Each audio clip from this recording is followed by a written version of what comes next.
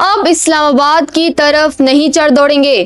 بانی P T I کے بدلے ہوئے لہجے پر بیرسٹر گوہر کا بڑا بیان۔ پاکستان تحریک انصاف کے چیئرمین بیرسٹر گوہر نے غیر متوقع اور اہم ترین اعلان کرتے ہوئے کہا ہے کہ بانی P T I Imran Khan نے اب اپنا سیاسی رخ تبدیل کر لیا ہے اور وہ آئندہ کبھی اسلام آباد کی طرف چڑھ دوڑنے کا حکم نہیں دیں گے۔ نجی ٹی وی سے گفتگو کرتے ہوئے بیرسٹر گوہر نے ان تمام خبروں کو مسترد کر دیا جن میں دعویٰ کیا جا رہا تھا کہ پی ٹی آئی ایک بار پھر کنٹینرز کے ذریعے دارالحکومت کا رخ کرنے والی ہے۔ ان کا کہنا تھا کہ پارٹی اب احتجاج کے بجائے قانونی اور پارلیمانی راستے کو ترجیح دے رہی ہے، جس کے لیے وہ 10 مرتبہ سپریم کورٹ اور 16 مرتبہ ہائی کورٹ سے رجوع کر چکے ہیں تاکہ ان کے زیر التوا کیسز پر سماعت کی جا سکے۔ بیرسٹر گوہر نے یہ بھی واضح کیا کہ بانی پی ٹی آئی نے اب سیاسی فیصلوں کا تمام تر اختیار اپوزیشن اتحاد کے قائدین محمود خان اچکزئی اور علامہ ناصر عباس کو دے دیا ہے۔ اب یہ ان کے ثواب دید پر ہے کہ وہ حکومت کے ساتھ مذاکرات کا راستہ اپناتے ہیں یا مزاحمت کا۔